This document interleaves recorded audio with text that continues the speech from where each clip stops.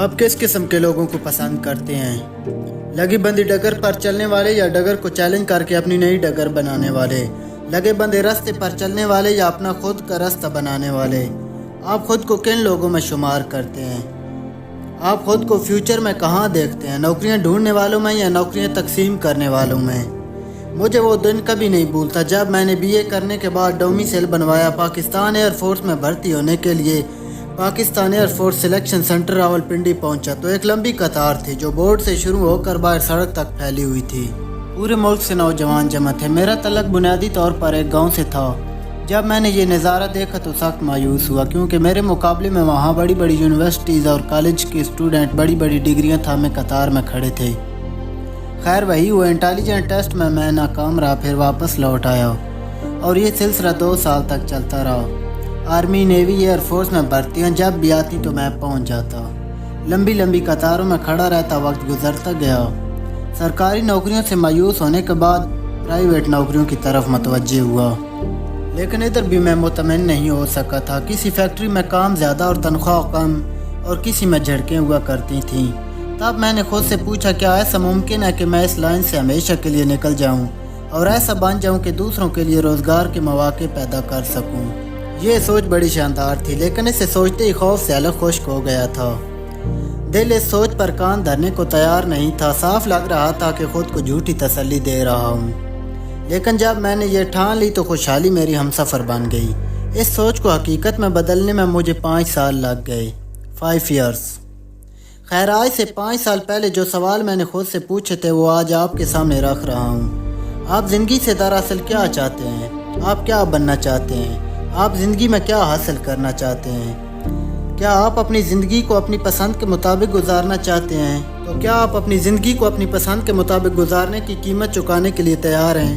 اگر آج آپ یہ قیمت چکانے کے لیے تیار نہ ہوں گے تو بہرحال یہ قیمت تو آپ کو چکانی ہی پڑے گی، اور وہ قیمت ہوگی زندگی میں غربت، مایوسی اور اپنے خوابوں کو پورا نہ کر سکنے کا دکھ اور غم۔ قطاروں میں لگ کر انتظار کرنے میں آخر کیا برائی ہے؟ کیا سبھی لوگ اس قطار سے نکل کر اپنی پسند کی زندگی گزار سکتے ہیں؟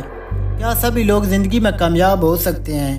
باقی سب کا تو مجھے پتہ نہیں، لیکن آپ ایسا کر سکتے ہیں۔ آپ پر مجھے پکا یقین ہے۔ مجھے یقین کیسے؟ جواب بڑا آسان ہے۔ اس وقت آپ کا یہ ویڈیو دیکھنا اس بات کی دلیل ہے کہ آپ زندگی میں کچھ کر گزرنے کی آرزو رکھتے ہیں۔ آپ کے خواب ابھی زندہ ہیں۔ آپ کی راتوں کی نیندوں میں کسی خواب کی چاپ ابھی بھی آپ کی نیندیں اڑا دیتی ہے۔ ابھی تک اپنی زندگی کو بہتر بنانے کی لگن آپ کے رگ و پے میں رقص کر رہی ہے۔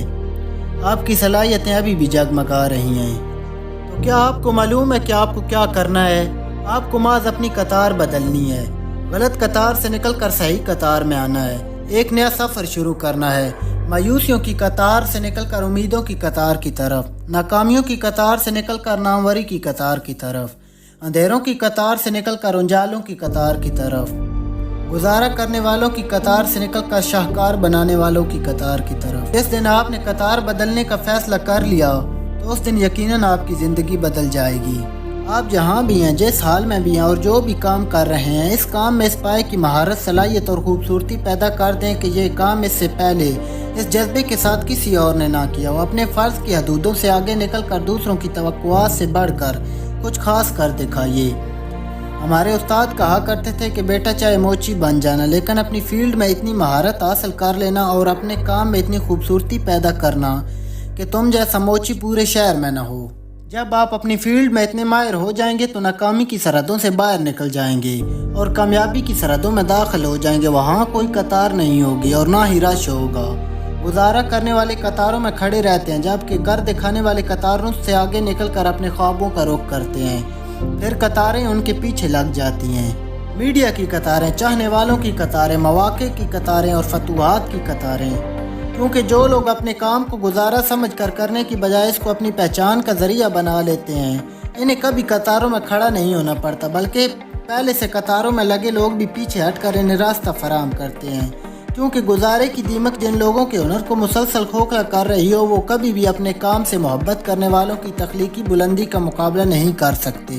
اب فیصلہ آپ کے ہاتھ میں ہے، قطار میں رہنا یا قطار سے نکل کر نئے سفر کی بنیاد رکھنا۔